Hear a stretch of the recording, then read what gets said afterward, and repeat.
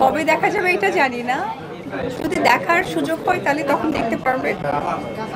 এলাকার আশেপাশে যে কাপলরা থাকবে আমি বলবো তাদেরকে যেন অবশ্যই এই রাজ হান্ডি বস্তুতে এসে এই হান্ডিটা খাওয়ানো হয়। দুটো রেস্টুরেন্ট না, আমি চাইবো এরকম 200 রেস্টুরেন্ট যেন তারা ওপেন। কাজের ব্যস্ততা আগামীতে দেখবে, আমি যেহেতু চলচ্চিত্রের মানুষ, চলচ্চিত্র নিয়ে দেখবে, সো তার জন্য প্রিপেয়ার হচ্ছে, ওয়েট করতে হবে, দেখা যাবে। না, আমার কাছে তো কাজের জায়গাটা একদমই ঠিকঠাকই যাচ্ছে। আমি আজকে সকলের সাথে দেখা করছি এবং আমার ফেসবুক প্রোফাইল দেখলে বা আমার কাজের ব্যস্ততা দেখলেই সকলে সেটা আচ্ছাটা পেয়ে যাচ্ছে। আমার কাছে মনে হয় যে এই যে এসেছি, আপনাদের সাথে দেখা হচ্ছে, এর থেকে আর বড় আমার প্রাপ্তি কি থাকতে পারে। সো আমি মনে করি যে আমাদের কাজ সব কিছুই চলমান।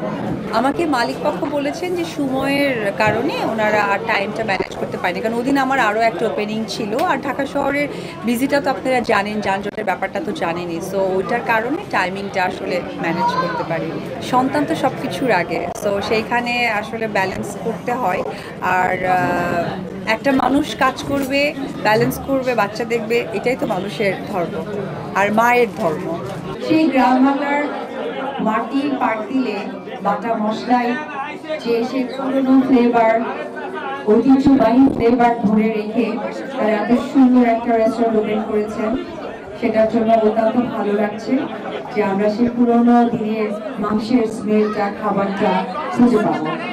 তো খুবই ভালো লাগছে। বনশ্রীতে ওনাদের আরেকটা ব্রাঞ্চ আছে এবং আজকে নতুন ব্রাঞ্চের মানেটাই হচ্ছে যে তাদের খাবারের মান সবকিছু এত উন্নত, যার জন্য তারা আর একটা ব্রাঞ্চ না করে পারলেন না।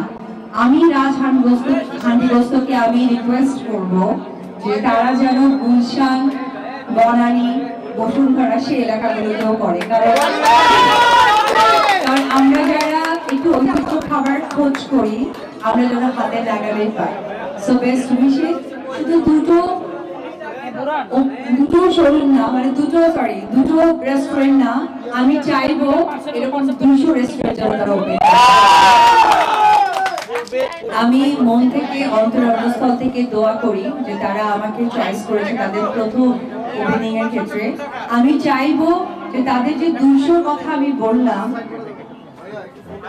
200 কথা বললাম, তারা যেন ইনশাআল্লাহ 200টা শোরুমে বা 200টা রেস্টুরেন্টে যেন ওপেনিং করতে পারে।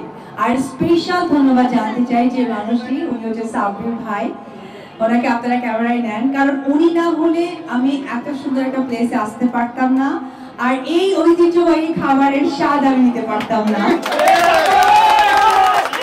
Thank you.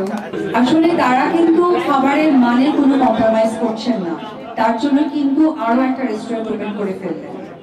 আর শুধুমাত্র সেলিব্রিটি এঙ্গেজমেন্ট মানেই যে তারা মানুষকে জানান দিচ্ছে তা নয়। সেলিব্রিটি এঙ্গেজমেন্ট মানে হচ্ছে যে আমি এসে যে রিভিউটা দিব, আমার যারা ফ্যান ফলোয়ার আছে তারা যেন জিনিসটা জানে। এবং খাবার এমন একটা জিনিস, তৃপ্তির ব্যাপার, সেখানে আমি কর্তৃপক্ষের সাথে যতটুকু জেনেছি যে আর্টিস্ট আসুক বা না আসুক, খাবার সকলের, সেখানে নো কম্প্রোমাইজ।